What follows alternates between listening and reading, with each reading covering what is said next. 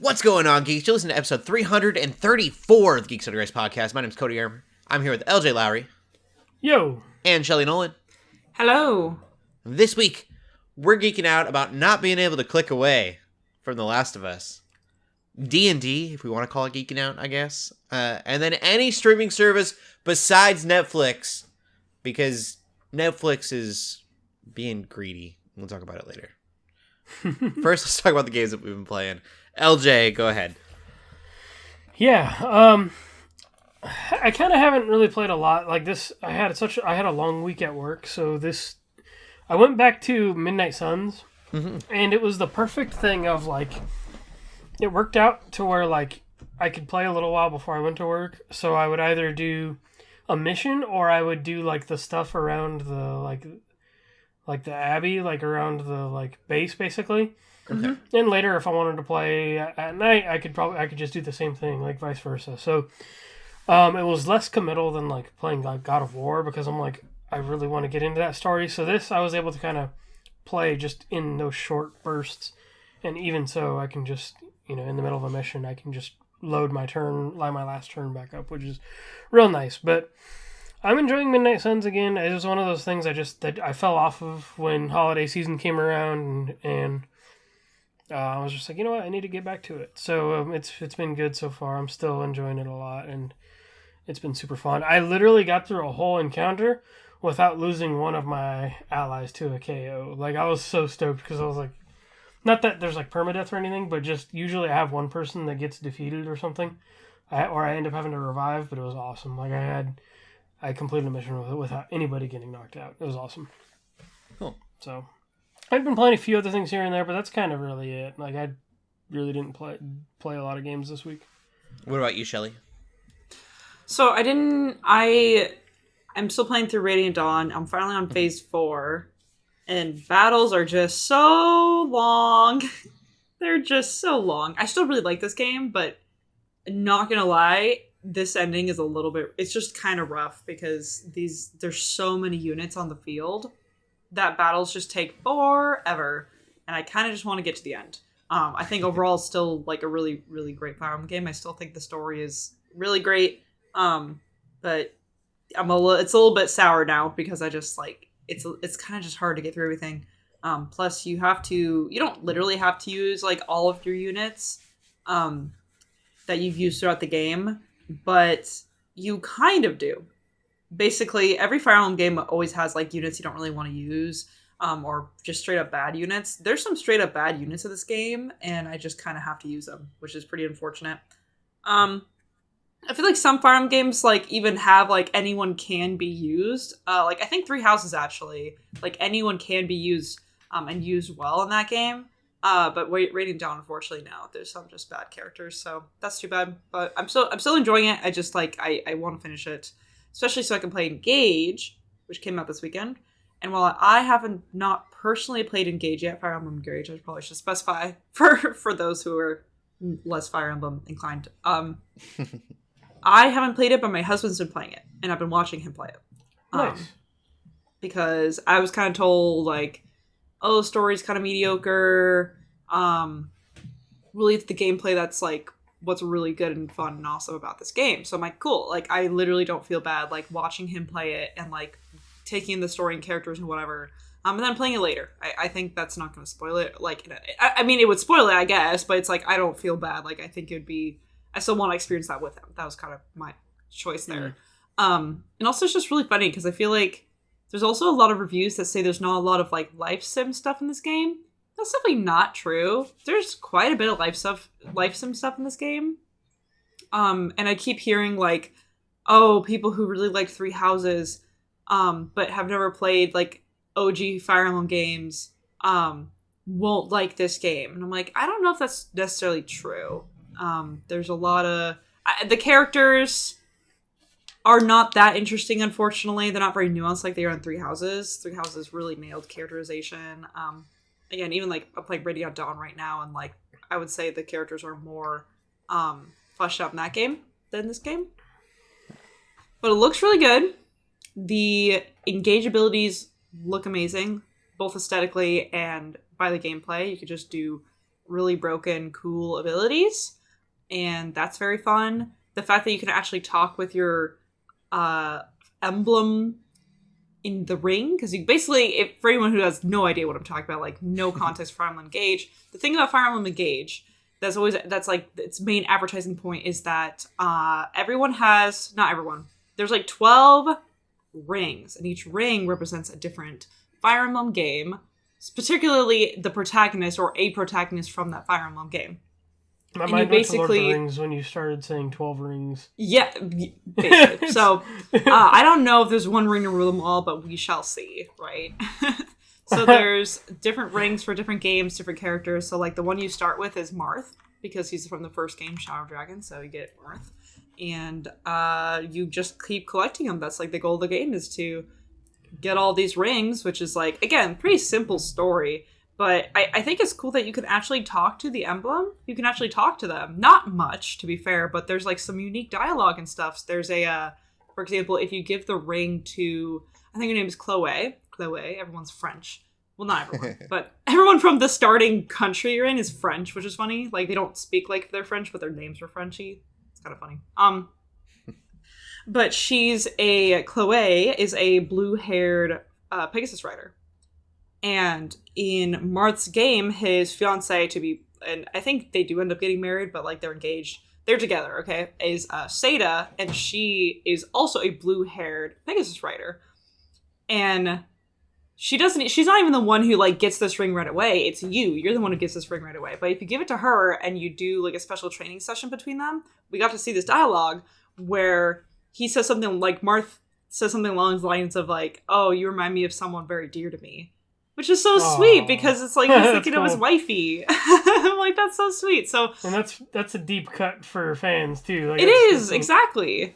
It's like it's rewarding to old time fans, but it's not distracting to new fans. I don't think. But at the same time, I do think it would be kind of rough. Like, the one thing I will give the reviews is that I do think it probably would be rough to play this game if you've only ever played Three Houses, specifically because you will have all these characters from old Fire Emblem games that you don't recognize if you haven't played other Fire Emblem games or haven't consumed that content or played Smash, for example. Yeah. Like, you wouldn't be familiar with them at all. And aside from Three Hopes, like, this is the next one, so I guess that could be a little awkward. Exactly. It is a little awkward in that way. But I think if you can put that aside, if that's not a huge baller to use a new player, if you could just kind of take that sort of stuff in stride, or if you are an old player, I think you'd like this game. I mean, I think I'll like this game. I'm excited to play it, but also I'm sort of flip-flopping if I want to play Persona 3 first or second. They're both going to be long games. Both going to take a while. But I'm trying to figure out what to do. But it doesn't matter. I need to beat Radiant Dawn first. So that's what I'm doing on the video game side. I also did want to mention, just quickly, not to take too much time here, I've been trying to look into solo RPGs.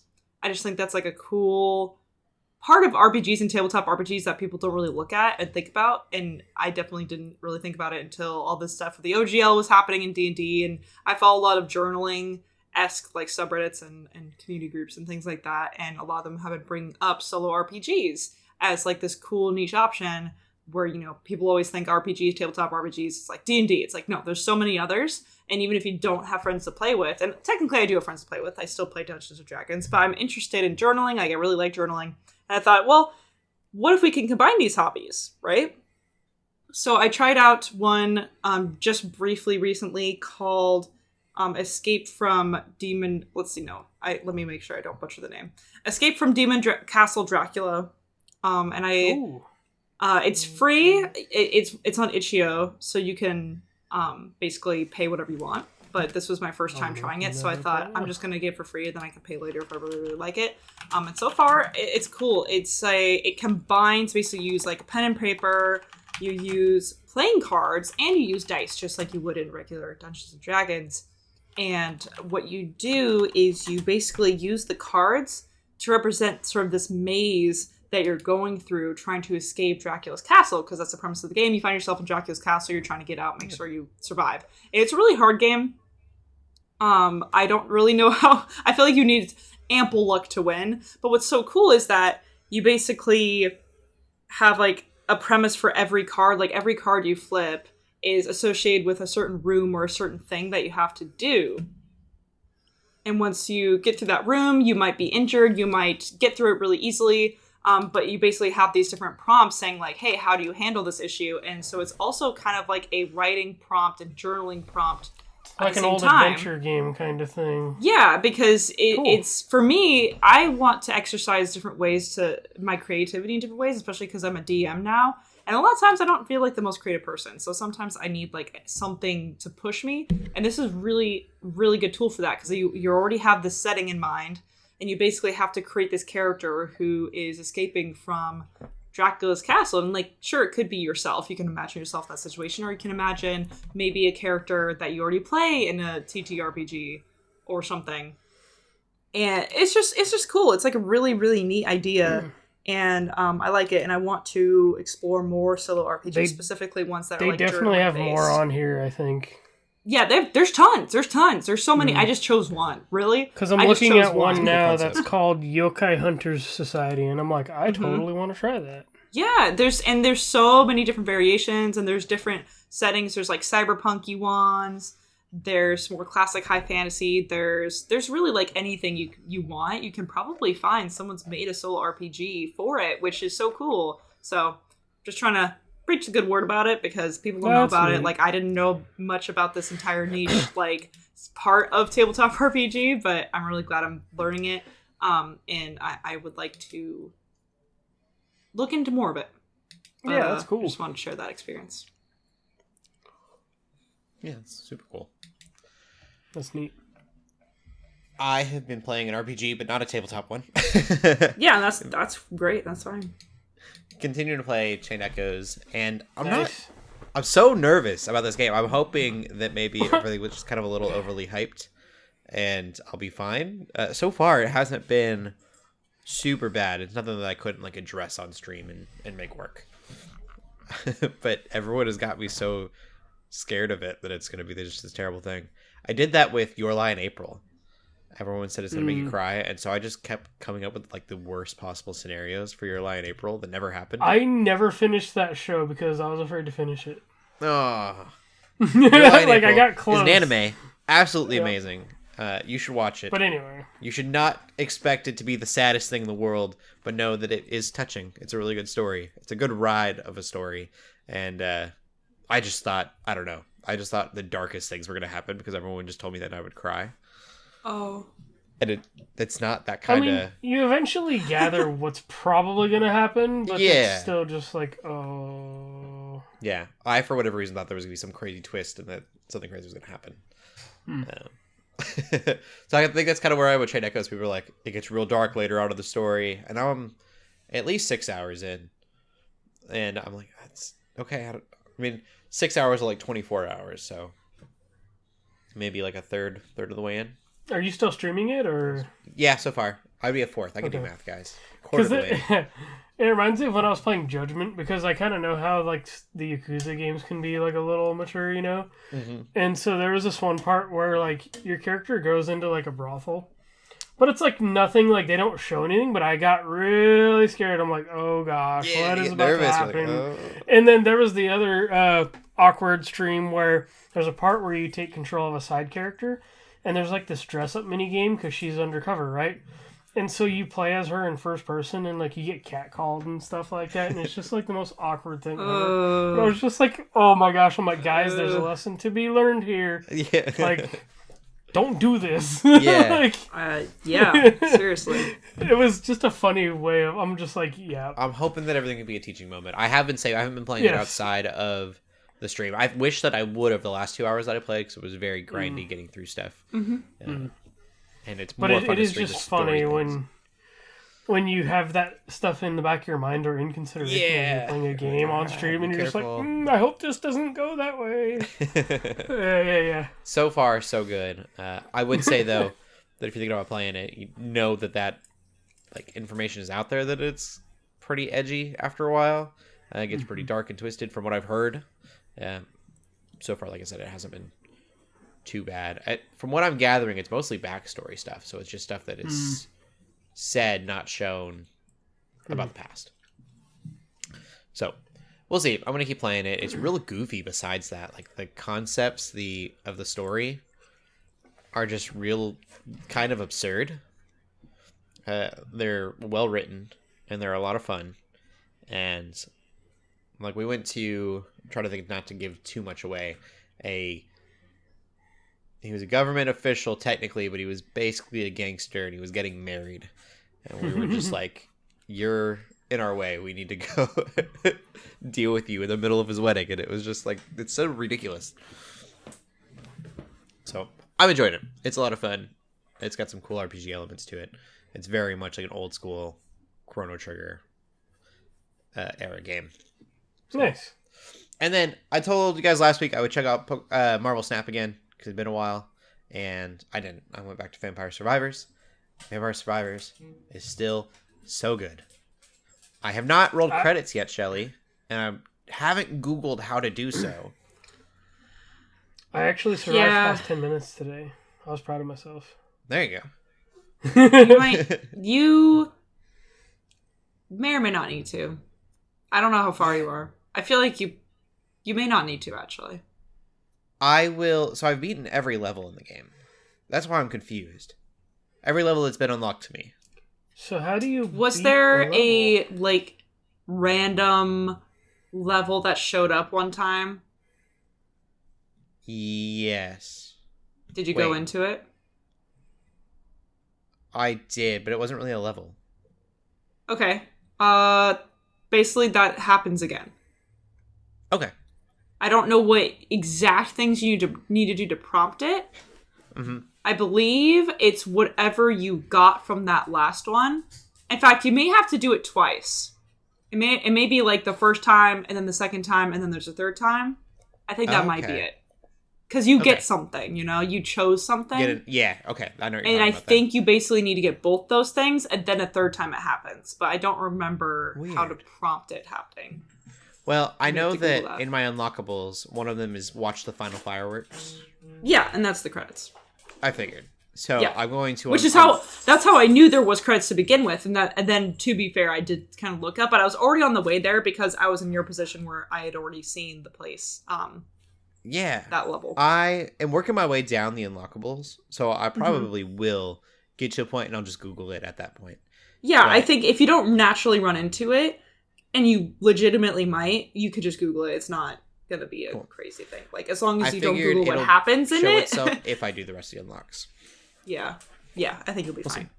I haven't done any of the secrets, except for the ones that were really obvious. But one of them is like, take something from the dairy farm. And I'm like, I have no idea what this means. Yeah. Or they're very so vague. obscure what you're supposed to do for the secret thing. Well, that's like a lot of the things that I'm looking at are like, oh, discover this thing, so discover this and that. So like, that's kind of where I'm at. The secrets is like a cheat board that you get, and you can input cheats, but you can unlock things by doing certain... It's weird. LJ, you asked how you beat a level. You beat a level by getting to basically the 30-minute mark, and then instead of saying that you lost, it'll say stage complete. Oh, okay. So I'm getting to the point where I'm unlocking some of those upgrades and stuff like that, and discovering more of those items to where I feel myself able to survive longer. So now I feel like I'm finally starting the upward climb, since I'm over 10 minutes now. Yeah. So I feel like I'm making progress now. It'll start to get easier for sure. You get to a point where... So what was happening to me is the levels are 30 minutes to beat them. And so I would get to like 28 minutes. So I've already spent half an hour of my day. And I would lose. And I'm like, man, I was so close. Guess I need to do it again. Yeah. And I could easily eat up an hour and a half of time just trying to get to where I wanted to be. But super fun game. A little addictive. My wife is playing it. She's playing very differently than I am. I was going just down the row of levels with with the character that I liked. My wife has taken every character and beaten the first level with every character that she had unlocked. And then she went to the second one. Mindset right there. Yeah. She went to the second level. She unlocked a new character in the second level, so she went back to the first level to get that beaten. That's hardcore. Yeah. Because it shows you how, like, it shows you if you've completed a stage per character too. So, Cool. Vampire Survivors, free on Good mobile. to know. I have a goal to shoot for then, because I'm like, how do I know when, Right. I didn't know if there was a time limit or not. So Free on mobile, and really annoying to me, you get a revival on mobile if you watch an ad. No way. I would watch an ad for a revival. To get a revival is a lot of gold on console, or on just the regular version. Yeah, and you don't even, you just unlock it. It just, you start the game, and you have that first revival. Wow. Man, playing a very different game. Mm-hmm. There's a few other things. I would say that mobile, if you don't have, a Switch, I guess, is it out on Switch yet? No, it's not. Okay, so if you don't have a Steam Deck, It's a crime. probably the best place to play it would be on mobile, honestly. Or xCloud. Yeah. I like it Yeah, on, I on like the xCloud. deck. I would say mobile is probably better than xCloud. If I could switch over and keep all my save data, I would switch. Because I'm never going to play it on my big TV. It's not... Maybe I should try it on my new fold phone at some point and see how that looks. Yeah. But I'm already committed on Xbox, so. If you get your full fold phone screen of... Oh, yeah. You get to I'm see gonna try everything. it. Cheater. That sounds awesome. We can get into the gaming news. What do we got going on, LJ? Yeah, so we got some very odd gaming news this week. But the cool thing, I know that there's a lot of people watching The Last of Us right now. Apparently, I think this is in the UK in particular. Sales have skyrocketed by 238%. Who would have thought? How did you get that number? Is what I'm like. What does that mean? Did it just double its money from the initial? I think this is a whole series as well. Oh no, part 1, Last of Us Part 1 sales, which I'm guilty of because I bought that, but I bought that game before the show came out to stream. So, I mean, it's cool, but also I'm glad I didn't pay 77% increase. Technically. Oh. No, 177% increase would be the sales doubled over, right? Yeah. And then 77% more than that. See, that's what I'm tripping out on. I'm just how do you... That makes Oh, sense. wow. I get it. I got Yeah. you. So 100% that's would be the- double. Mm-hmm. 100% increase in sales would be double, and then an additional 77% on top of that. Yeah. That's pretty crazy. I just feel like they're getting exactly what they wanted out of the show. Oh, yeah. Which is just more money. Yeah. Oh, yeah. I mean, we'll get into that later, but kind of on that topic. But I mean, I think it's cool because I'm sitting there explaining to my stepdad after, because they finished the recent episode when I got home from work, and I got to kind of explain to him hey, this is how they do it in the show, but here's what I did in the video game. And he actually asked me, because there's enemies in the new episode. I mean, we'll talk about it later. But he's like, how do you kill those things? And I'm like, they're really hard to kill. Basically, like they do, very similar. Well, to the yes. Well, yeah. And so it was just kind of fascinating that I'm like, oh, I have that knowledge that my family doesn't because of the video game. So it's just kind of cool. There's people that probably never played the game, or I don't know, maybe don't. It's have, exactly I don't know, what Joe Morgan would want. Exactly. Previous president of Geeks Under Grace. We've had this discussion a million times on what is a better video game to movie adaptation. And he believes that it should be the same experience for moviegoers who can't play the games. And this is very much doing that in a lot of ways, the show. Oh, yeah. So, I mean, it's exciting. It makes sense that it would have this much of an increase, but, it's and it's cool. done with such care. So much more than anything else we've ever... Yeah, I'm trying not to say too much about it since we watched it in TV news, but... Yeah, it's like Shelley said, it's doing the thing they wanted. Yeah. So, in other news, I put this in here more for the memes and to have fun with it. But the WWE 2K23 cover athlete has been revealed today, and it is none other than John Cena.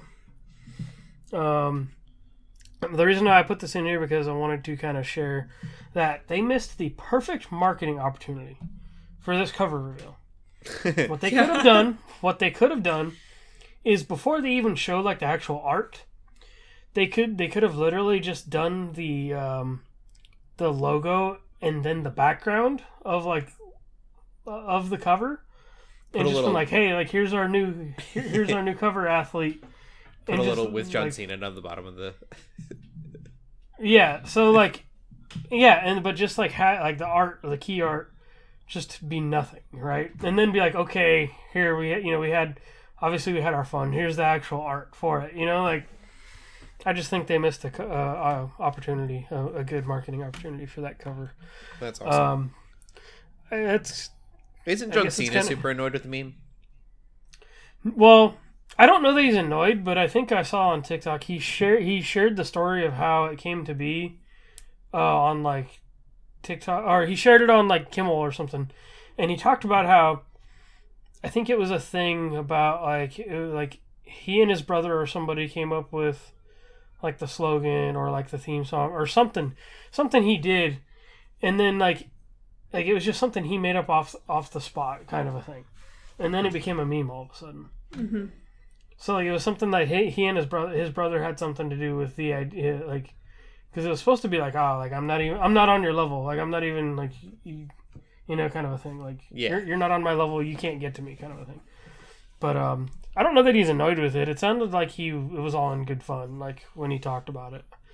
But it would have been hilarious. I think it would have been a good marketing thing if they did that or something. Like. But I think it's cool. Like he's kind of in that level now where I feel like he's like kind of like The Rock. Like now, I think he did come back to wrestling. I don't know if it's like permanent or whatever, but.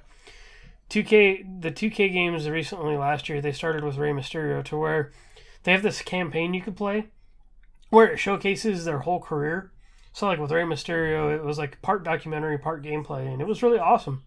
So like, I think this will be kind of fun to go back through, especially like if maybe fans or people who are new to wrestling want to go back through his career just and kind of see like what got him started and the matches and all that stuff, like his history. Like it's kind of cool. You get to play through this campaign, and that'll feature him in like a documentary and in between and stuff like that. Mm-hmm. So That's cool. It is kind of cool. So yeah, that comes out March. Yep. So then the last piece of news is something even sillier. There is a crossover, a Tomb Raider crossover, but on Power Wash Simulator. And So you basically get you get to basically go to Croft Manor and clean Croft Manor. I will not. I won't be buying the game, but that's cool. It is on Game Pass, and I won't be downloading the game. What's even more so I might go check this out because I saw on my Xbox like year in review, because everything's got a year in review now. Thanks Spotify. Apparently Power Wash Simulator was one of the games I played the most on my Xbox last year. And I'm just like, I'm down for this. Like I'll probably go back and check it out, but it's just so silly. Everybody's like, oh, new Tomb Raider content. Like, oh, but on a simulator game. So yeah, it's goofy, but I'm here for it. It's an oddly addictive game. I literally just throw music on and just, like it's just some kind of ASMR kind of like therapy, just hearing the sound of like the power wash hose and just yeah, it's great. Anyway, I wanted to share that just because it's so silly. So that's gaming news. Sweet. And we're gonna dive right into movie news then. None of us watched movies. I don't think any of us did. No one watched any movies. I will not fail us next week. We did watch a trailer for Dungeons & Dragons the movie. There's another trailer for it out. And how are we feeling about it, gang? I didn't watch the trailer. Oh, It's it's Cody and I watched the trailer. Yeah, I read it, so it's not my own idea, but someone said that it gives off Love and Thunder vibes, and I can't see it any other way. So Spy Kids 3D vibes. No, that's Ant-Man Quantumania. Oh, okay. It doesn't give me Quantumania vibes. Wrong Marvel, feels but like they're really focused on the comedy, and it's not funny comedy. And it's just, I don't know. It looks bad. It does. I think it's gonna be bad. For it. But I mean, also am just not going to watch it anyway. During the initial trailer, I thought it looked like a knockoff Marvel movie anyway. I was kind of like for it for that first trailer. I was like, this seems like it could be cool. And then watching this one, I was like, oh, okay, we're just a bunch of goofballs.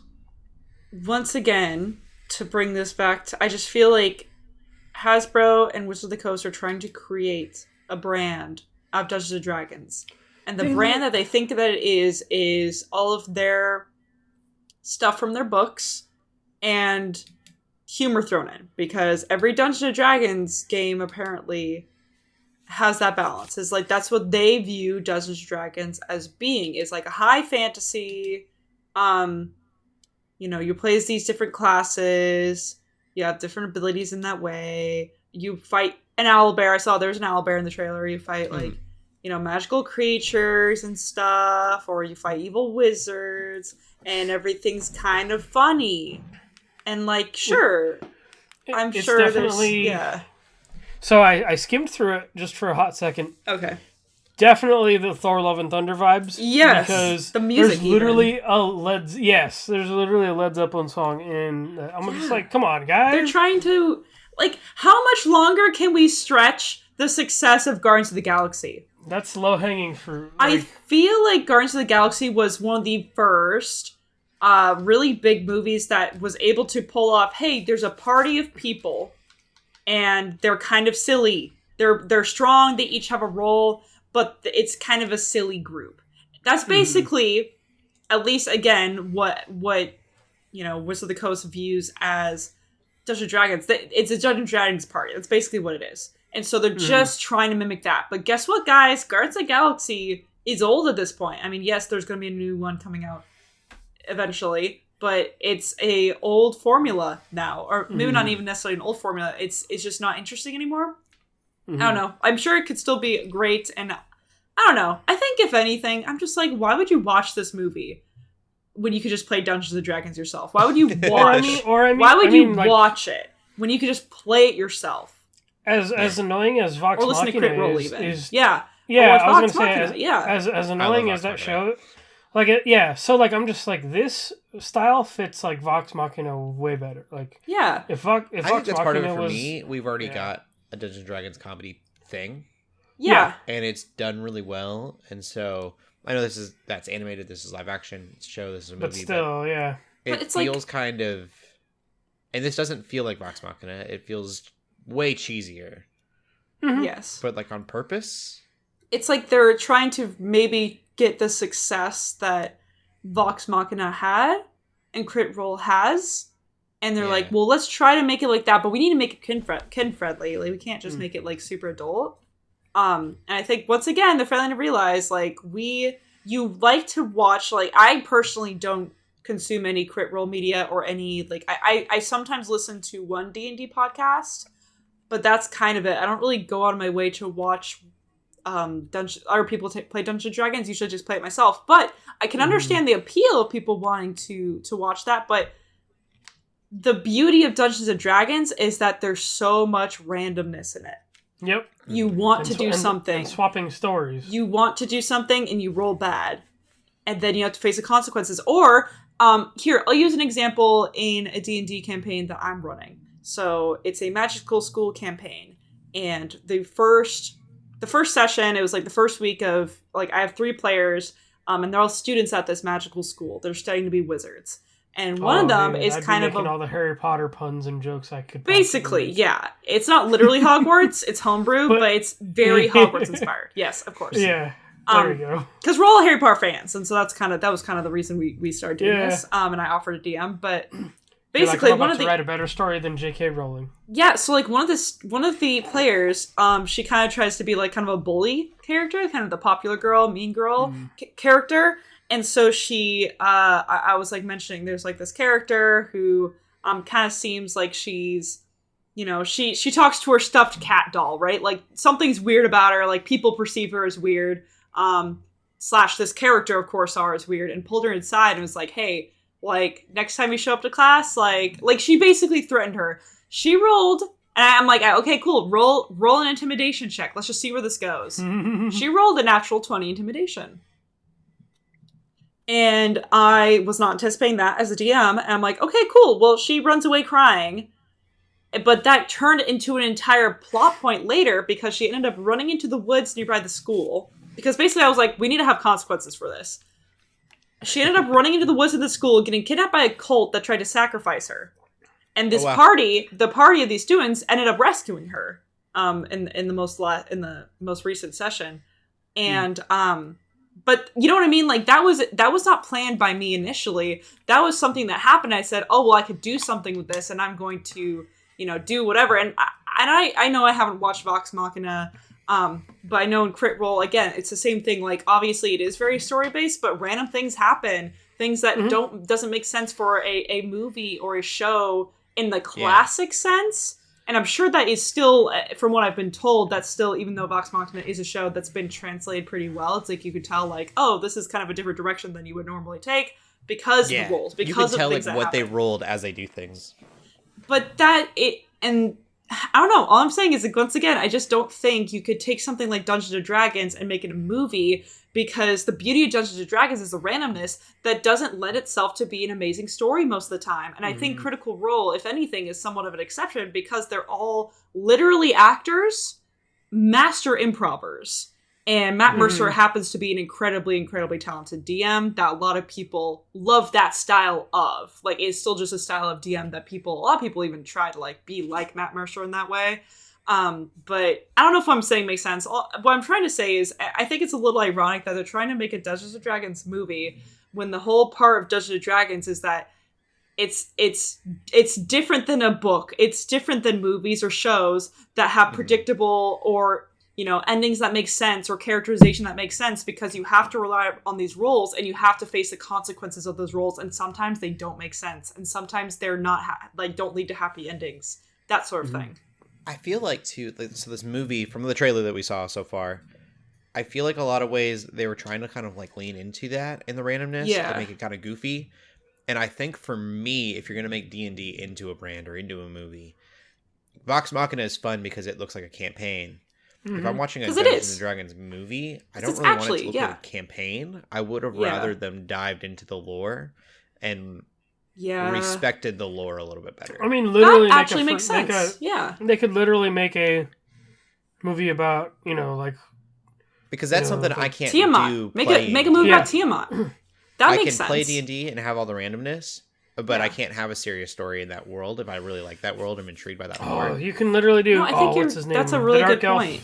And a movie would provide that kind of insight into that world that you couldn't get elsewhere.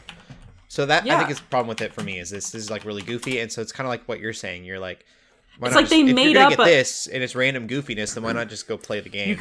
And they're literally just make movies off of the R.A. Salvatore books, like, or something. Yeah, they have so much lore and story, and I was reading even the different editions have different eras of the world, and there's so much that they can do with Dungeons and Dragons. Or make a dang Strahd movie or something. Exactly, or Vecna movie, or especially they could really go off that because people think Vecna. They think of Stranger Things, and so people would recognize the name and be like, "Oh my gosh, this is the actual guy from the original, RPG." That I think would have been absolutely a better direction instead of trying to create something that looks like is supposed to be like a natural coming together campaign and just isn't. It's literally fabricated. They did not run a campaign. Have comedy. It just doesn't have to be all Love and Thunder stupid comedy. It's just I don't know. That's kind of where I stand on it. It's just. It feels like it's not respecting the game, and it feels like it's not respecting the people that play the game very well. I think I agree. I fully agree. Because it's like, it's not like they played a campaign and now are translated into a movie. Like, Vox Machina is just a translation of Critical Role, which again is kind of an exceptional case, even. But it's like they fabricated all of this stuff. They fudged their roles. They're making up all the rules for the sake of a story. And I'm like, that's not how Dungeons & Dragons work. Sometimes things go totally bad and things don't make sense. And that's like the beauty. The imperfection of D&D is what makes it amazing. So I feel like I've ranted enough. So sorry about that. I'll say I'm going to see this movie because I think we're making plans to... Me and a few friends are going to go see it to celebrate another friend's birthday. So I know I'm going to see this. Like, I know they don't listen to the podcast, so that's not like going to be a surprise or anything. But like, either way, I'm going to see this. You should surprise them with a D&D campaign. Like, we got everyone together. Tricked you. It's a movie this time. Or it's not a movie this time. Yeah. Can never get people together for D&D. That's why people listen to D&D podcast, Shelley, is because they can't get their own party together. Yeah, and that's fine, but that it's true. No, you're absolutely right. People get entertained by that, and they feel like they're part of the party, maybe even a little bit, and that's fine, and that's okay. I mean, that's why people listen then, to podcasts, because you feel like another chair. But it's still natural in the sense of they're not fudging roles. You would think, I would hope, and it's still like following the ridiculousness that is Dungeons and Dragons. That's not made up by some person who thinks they know what humor is written down. It's the already humorous parts of just you roll weird and you have to come up with like, oh, what does that mean? Like, I tried to jump this gap and I rolled poorly. Does that mean I just fall on my face? Like, kind of thing. So yeah. I literally had a friend get dunked into like a vat of water, then accidentally like in a vat of acid because like they thought it was like bad or something, and he literally died because of it. It's just those random things that happen and even in D&D podcasts and things like that, like that's still there's people are still playing it, like not literally live, but people will also stream live on Twitch, for example. So it's not fabricated, is I guess what I'm trying to say. Yeah, and it's fine if people really like that. Well, we should probably stay on track. We are going to stay on track. Hot Wheels. They're making a Hot Wheels movie. Dang, 10 out of 10. I wasn't even gonna. I was just, okay. A 10 out of 10. Okay, hey, you know what these two movies have in common, in my opinion? Dungeons and Dragons and Hot Wheels. As I think they're both being created to sell merch. I think they're both being created to try to get money. They're both on fire. They're both on fire. You're right. But I feel like... Anyway, the actual news of this is, like, this movie, apparently Hot Wheels has been in pseudo-development since 2003, which... 20 years! For everybody out there, that's 20 years, which is kind of crazy. That's a hot minute. Yeah, that's a little bit nuts. It is a hot minute. But they found writers. So maybe now things can start up. Maybe they'll get the wheels turning? The wheels turning. They can take off a little bit. Oh no, we're going to have another egg. And then sell all the toys in the world. Sell so many Hot Wheels. Everyone's going to take their kids to go to the Hot Wheels movie. They grew up with Hot Wheels. And then they're going to leave the Hot Wheels movie buying toys for them and their kids. That's what they want, I'm sure. We'll see. So I'm sure it's just going to be a CGI mess, but there is a show that I watch on Netflix where it's Hot Gotham Wheels Garage. Rusty Rich is the name of the show. Oh, yeah. And he literally took a Hot Wheel that this guy had. He was a grown-up now. He had it since he was a kid. He wanted that Hot Wheels car to be a real car, and so they built it for him. And I would love it so much if this is not a CGI mess. But they just actually make real cars build all these super cool cars. I'll tell you what my fear is with this movie too. Who's doing the movie? I have no idea. I think it's either Legendary or Paramount. I think it's been hopping between them. It's Columbia Pictures and Legendary. Okay, that makes me feel a little bit better. But I think it's actually Warner Bros. Warner Bros. Will be producing the film. So that's why it scares me, because the most recent Hot Wheels video game has expansions that feature Batman, Looney Tunes, and then like something else. Yeah, it's just be Space Jam all over again. Yes. Well, so then there's also there's literally DLC packs where you can buy Jurassic Park cars and cars from this and cars from that. So it's like I'm hoping that this does not become another Space Jam. Like I don't think it will. I'm sure that I think it'll be more of a cheesy death race situation. And that would be cool too. Go on this crazy track, like a literal track race. I'm assuming more like a Wipeout futuristic track kind of situation would be Speed Racer. Oh, it's like Speed Racer, yes. It was super cheesy, but it was very much like a lot of ways that movie, the live action was a Hot Wheels movie. Yeah.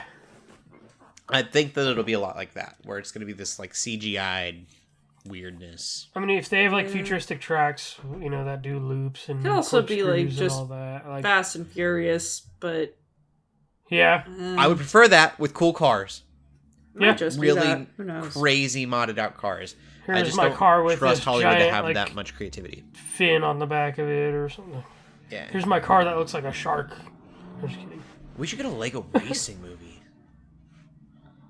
No, That that's I'd Warner watch. Brothers. That's more properties they'll. Yeah. Lego handles them well, though. Their movies are good. Yeah. Yeah. I would watch a Lego racing movie. Cool. All right. That's the That's news. a movie. They have writers. Yeah, that's it. Yeah. We'll get into TV then. I'm watching so many TV shows, guys. Me too. Finished Vikings Valhalla, and it was a very slow season, but it was fun. It all kind of wrapped up neatly in a bow that still allows for more seasons to come. They must really be planning to have that show go on a while, because the one thing I'm really loving is a lot of times with Netflix, what'll happen is their shows will kind of end in a way that it's like you could end it there, or there could be more, and then they cancel shows all the time. Ooh. Right now, Vikings Valhalla is not doing that like repetitive. We could. That reminds me, I don't think you put it in the news, like we'll talk about news later, but Cobra Kai actually has an official end now. Yes, and it is the final season. Which I think we all expected. That's right. Yeah. But like it just kind of speaks to what you've been saying about like the Netflix and the way they do their shows. Oh yeah, definitely. Because this last season, you could have ended there. Yeah.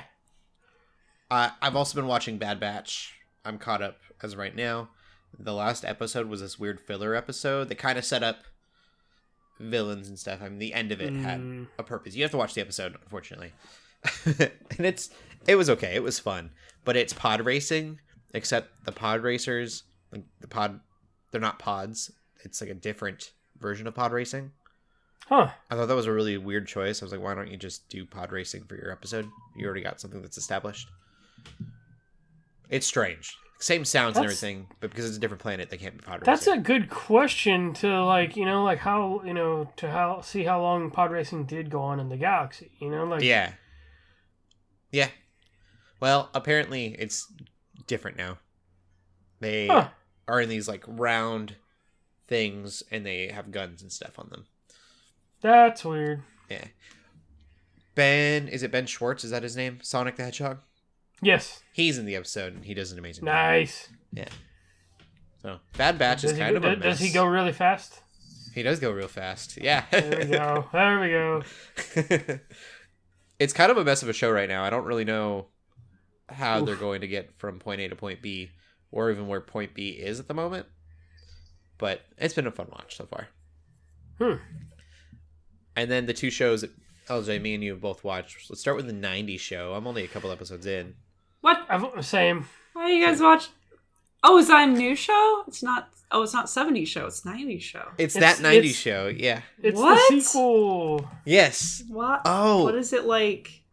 It is, Wow. so it's Red and Kitty's house still.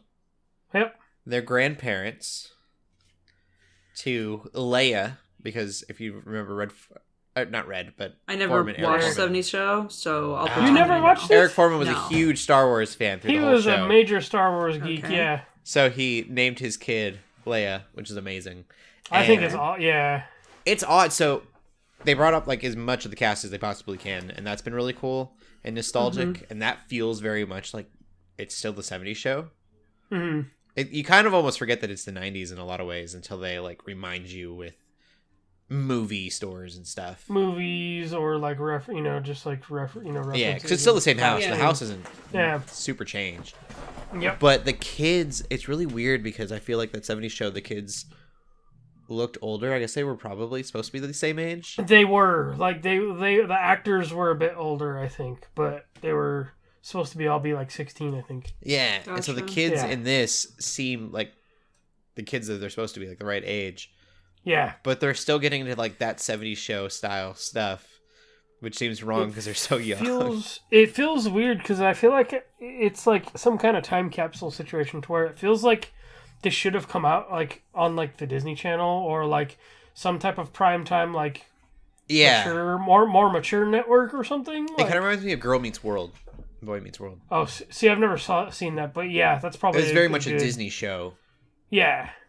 That didn't translate. I mean, it was very childish compared to Boy Meets World.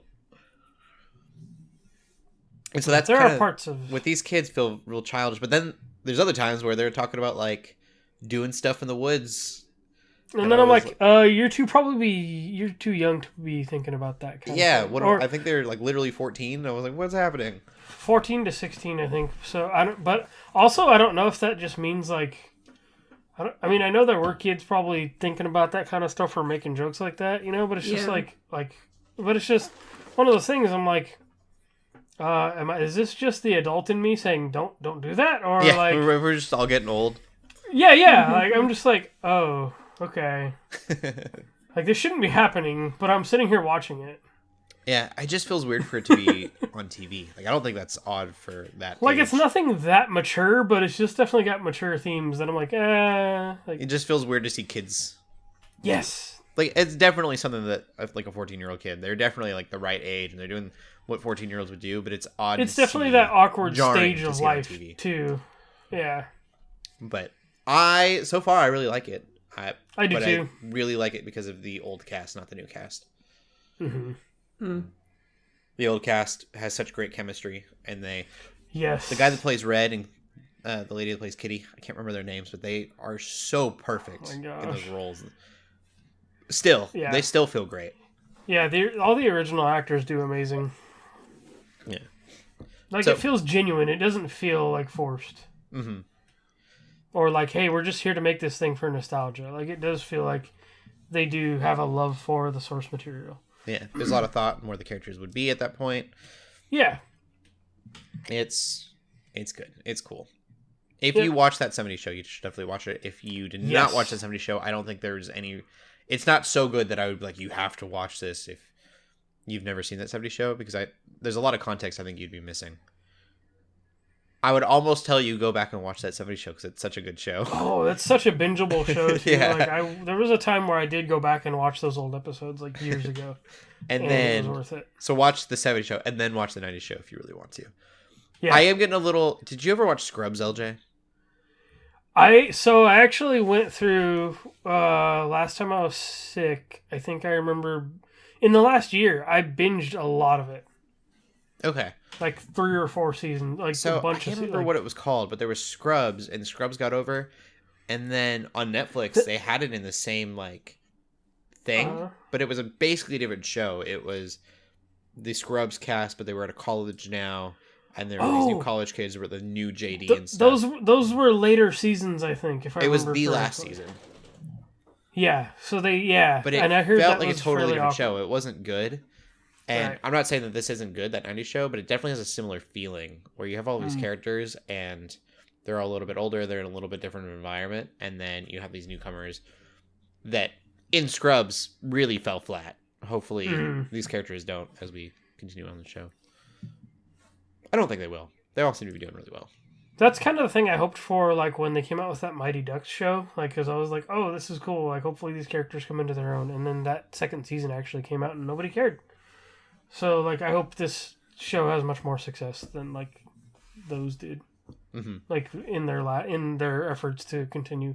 I also don't know how much the ranch producers or anything have to do with the 90s show. But I definitely got some, like... I feel like that 90s show is being informed a little bit by how well the ranch did.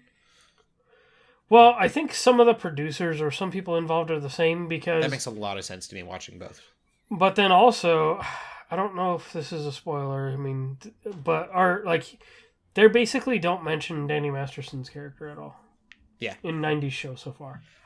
My wife brought up, he's asked where he'll be in 5 years, where he sees himself in 5 years. Hyde, the character in the TV show. And he says prison. And I think that works perfectly. I'm sure they won't mention him at all. But that's my head awkward. Yeah. My head canon is that he is in prison. Yeah, so for those that don't know, Danny Masterson was one of the actors and or celebrities that was when they had the whole Me Too movement thing. He was one of those actors that everybody was like, that stuff came out about him or something. Oh, I see. And then something happened with those charges recently too, but I don't remember if I can't remember. things happened. I know. So they fired him off of the ranch. Yep. Yes, and they because did a really weird thing with the storytelling because he was dead, but he wasn't dead for a while. It was almost as if they were like considering bringing him back. Right. So now I think enough has come out that they're just like, no, we need to do away with it. But yep, because then there was stuff about charges being acquitted, but then charges being brought back again. Like it was so kind of messy in the ranch. It was. It makes sense to just not mention him at all in this show. Show. So I'm just like, okay, yeah, it makes sense why they wouldn't even mention him. Headcanon, he's in prison. Yeah. It's perfect. But the irony is like, oh, yeah, crap. Yeah, definitely. Yep. The other show that we've been watching, LJ, The Last of Us. Yeah. I don't know how much we can say, but it's so good. There are lines that I saw IGN take, and they put up against the lines in the video game, and the cadence in which the character and the actor had were perfectly aligned. Mm-hmm. And they weren't supposed to be watching they weren't supposed to be playing the video game. Yeah. To get those down, but Neil Druckmann is literally executive producer on it too, so that's true. I know that. What is Ellie's actor's name? Bella Ramsey. Yeah, they.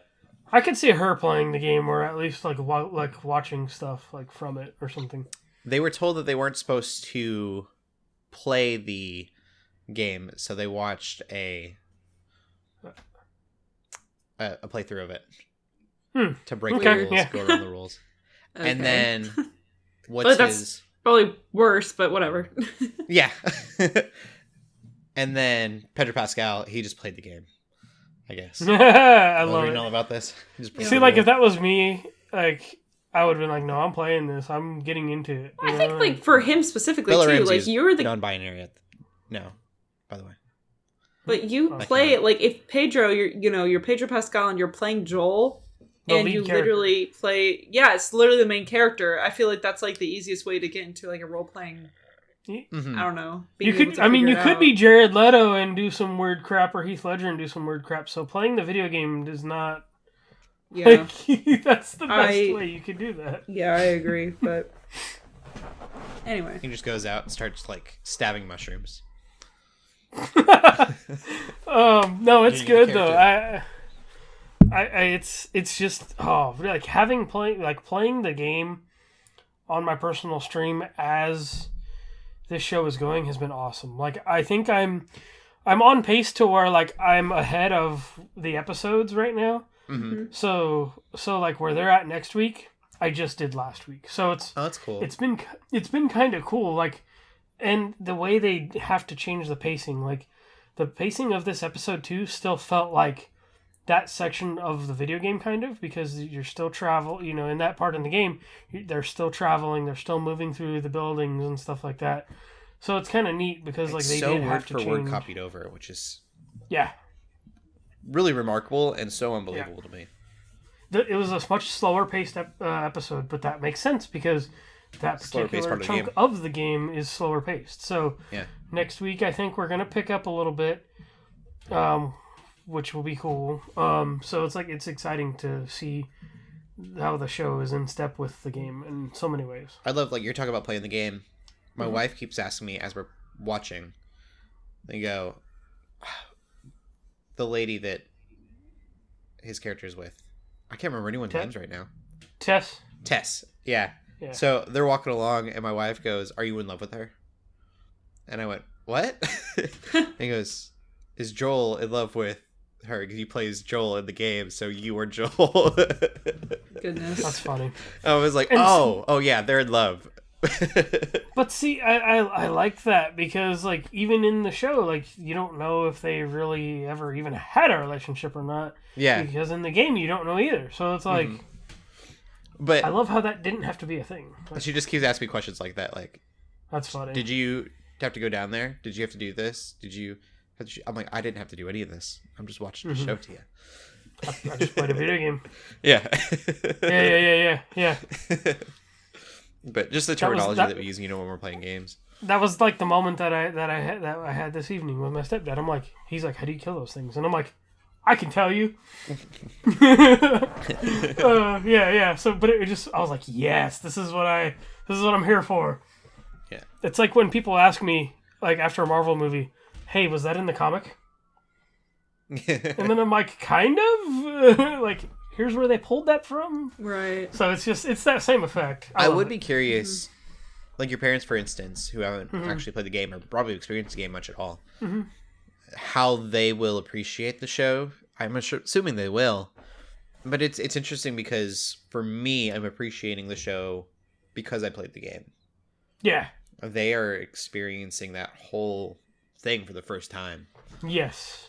I just find that it's interesting that they can do both, that they're able to do both with this.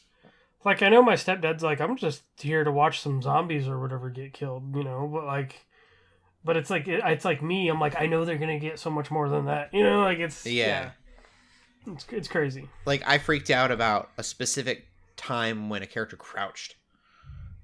And that means nothing to them. They're just, crouching out of the way. And I was like, that's perfectly from the video game. Yep. And then, I was getting, and then, I was like, when I got into work, I'm like, shh. I'm like, okay, just watch this scene. Be quiet. Like, really. Don't make any sounds, Rick, really. It was, It's interesting. Well, you watching anything else, LJ? No, just, more, I got back into Chainsaw Man again, realizing there was a dub, so Ooh. I'm trash. I watch dubs. It's on Crunchyroll. Okay. But I'm enjoying it still. It's really good, really violent, really mature, but it's really good. So, awesome. Yeah, I'm planning on watching more of it. Well, we will go from that to the TV news then, and I'll talk about Netflix last because I think we can kind of land on that the longest.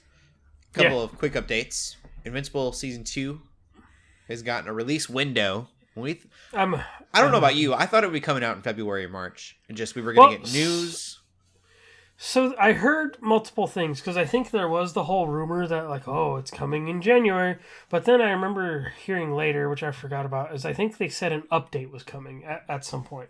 And so I'm like, okay, this is that update. So yeah, that window is a little later than I expected. Yeah, saying. Late 2023. If we got it in March or April or something soon, I would have been like, okay, awesome. That's what I figured was happening. I'm surprised that we have to wait so long. But so it's kind of bummer news, but it's news. And I've waited this long. I can wait a few more months. I'm okay with it. Take as much time as y'all need. It's much better than it just being in limbo forever and us not knowing if we're ever going to actually get it.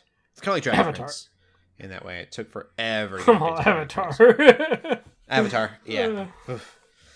The other piece of update news is Star Wars Skeleton Crew. There's a show that I forgot was happening.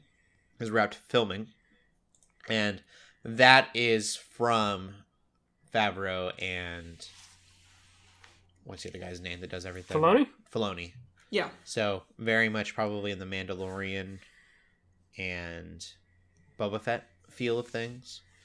Boba Fett's Mandalorian. I was going to say, Mandalorian on one side... Boba Fett on the other side, those are different things. It could be amazing, or it could be the worst thing ever. I'm expecting Goonies vibes from this show for some reason. It could be the best Star Wars, or it could be the worst Star Wars. Well, Andor is best Star Wars, for sure. My thing with Skeleton Crew is I saw that, and I saw the logo, and the logo looks a little, etchy. I thought that it would be kind of a horror thing, and apparently it has Jude Law in it, which... sells me. I'm interested because Jude Law. That name definitely makes me go, I'm going to at least watch a trailer. But it's about 4 kids coming of age, but it's not a kids show, according to...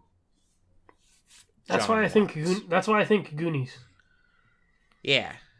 And just the whole idea of Skeleton Crew. I'm just like, yeah. Do we want a Star Wars Goonies? Is that... the market's deep? I don't know. I don't know. I'm not interested, but maybe someone is. I want to know what Skeleton Crew means first. Yeah. Well, it's what is they're on a ship. I mean, I know and they don't have enough people. Yeah. I mean, you can They're all literally kids, do apparently. like On a ship trying to survive. So if you're literally like a dead ship, like a derelict, like ghost ship or something. See, I don't think it'll be that creepy, but I would See, be more then- for that. I want horror Star Wars. We need more. There's some scary stuff in the Star Wars world, and we don't have that good yet. point. Mm-hmm. And that would be such a cool direction to go. Get there's a lot of someone potential. who's not a Sith, but they're just like completely possessed by the dark side of the Force, and Mm-hmm. he's going on ships and is monstrous. Ooh. Darth Vader. That would be fun. No, it's cool. Darth Vader I like that. literally just or something else. I was like Darth Vader literally just going and killing ships.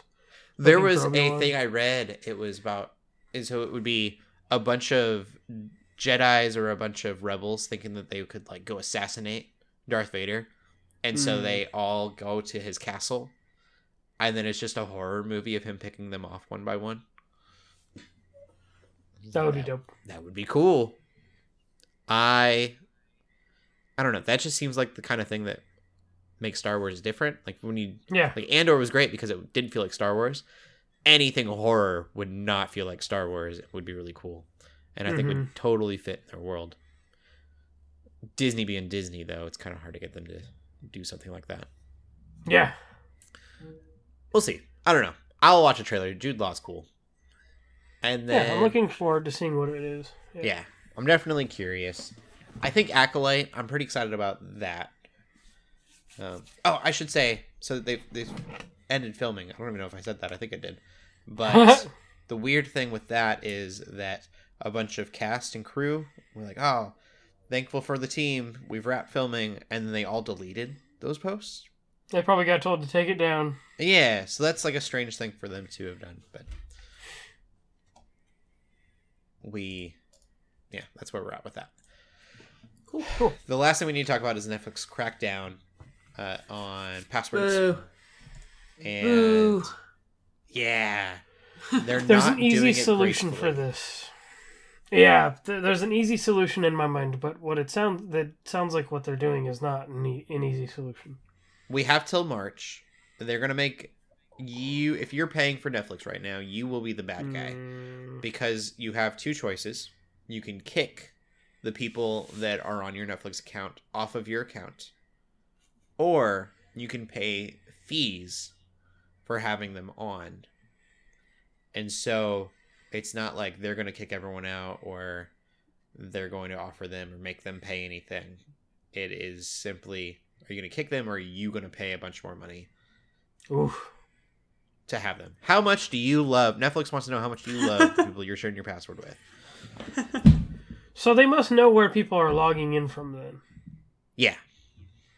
Which also tells me you can easily do this. So the only reason I experience this is because I have Hulu Live. But on Hulu Live, especially because there's TV involved now, nobody can watch. Like I've let people use my Hulu account before, but once I got Live, they could no longer use it because it's TV and it needed my zip code. So like, I think Netflix could easily just do that and be like, hey, your account, this person's not, like, you're not watching at this zip code. You know, or like, this isn't your primary household. So what are you doing? You know, like, you can't do this. Yeah, I feel like we need more details on how exactly. Like, that's an easy way to just zip code lock it, just like Hulu does. Like, Yeah. without having to pay anything, or would just be like, hey, like, yep, this is how we're gonna do it. For the most part, everyone that's sharing my password, I have one friend that is, and I kind of get that. I wish that it was more of like a family plan. The fact that it's going to be fees for having extra people feels a little gross, because I would like to have 4 accounts, and those accounts could be used anywhere, and I would be fine with that, even if I had to pay a little bit more. Ooh, I have an idea. Nintendo actually has given me a good idea. You just do the family plan like the Switch has. Yeah. Yeah. I would be more okay with that than you're going to pay fees if you don't kick. Everybody's got their own accounts, but hey, here's this family plan everybody can go in on or something. Mm-hmm. Or if there's somebody that does just want to pay for it, just, do that, I guess. But It's interesting for Then me, I though, guess- too. I really didn't think this was going to happen. We've been reading about this for like a year now. Mhm. And I don't even think never I've really believed it. reported on it because they've talked about it for not just this last year, but 4 years. Yeah. And I was like, they're never actually going to do it. So I Yeah. was surprised. We have a date. We have a month at least. It's going to be March that this will be happening. So very soon. So kind of. I can see other other streaming services trying to do this. I wonder if other streaming services wait until They'll probably Netflix watch and does see it. what the aftermath is. Yeah. I thought that was funny too. Netflix has come out and said that they expect people to like boycott them for a bit. And they're not worried about it because new shows will come on that people have to see and they will have to pay for it eventually. Was their thought process, which is so icky. Mm-hmm. They're just like, But you you need know what us. though? You know what though? I've seen that happen with other things. It's like the story I've heard where there's these groups that like boycott, like say they're going to boycott Call of Duty, but then you go look at their Steam accounts and of course they have the next and latest Call of Duty and everything. Right. Yeah, you know, like I'm mad because I'm probably one of those people. Like, I'll probably, when this happens, get rid of Netflix altogether, and then Cobra Kai will come out, and then I'll get Netflix because I want to watch Cobra Kai. if the fee is maybe like a few extra dollars, like because I already pay for like the 4K like high end version just because I have a 4K platform I want to watch stuff on. Mhm. But it's like if it's maybe like if it's anywhere from like $3 to $5, and if that's all I have to pay is just another like that, then I'm like, okay, I can deal with that. But it's one of those things that it would suck if they did like, oh, here's what you're paying per profile. Like if they're just going to tack on a fee for every profile, that's not in your household. I'm just like, ooh, like that one I'll probably have to be like, yeah, y'all are getting cut off. So we'll have to see. I would be curious how many people. So for us, we usually kind of go by year. So like we usually pay for it. My mom, I believe, is taken this year, and she's just been paying it for the year to like help out. Like I've used it for years, so I'll take over it. And so I wonder how many people actually split the price instead of it just being a borrowed account, but it's actually like everyone is pitching in to pay for it. Yeah, because you'll lose all of those people that can't afford it. Yep. I don't know. I think the aftermath is going to be larger than they foresee, and I'm really curious what that'll mean for the future of Netflix. Yeah, it's curious. But that is where the podcast ends. LJ, where can you find you? You can find me on Twitter, Instagram, and TikTok at LJ the Paladin. And Shelley? You can find me on Twitter at TheShellshock24. You can find me on Instagram at Cody Armour. Keep gaming, keep praying, and God bless. Goodbye. Peace.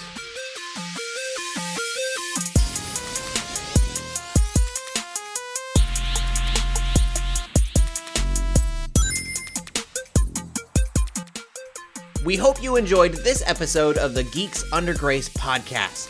We love hearing from you, so feel free to ask us questions or just comment on the show by using the hashtag GUGcast on Twitter or by joining the GUGcast questions channel in the Geeks Under Grace Discord. If you like this episode, consider leaving a review or rating of our show on your favorite podcast app. If you want even more Geeks Under Grace, you can always go to geeksundergrace.com. We love you all so much, so thank you for listening.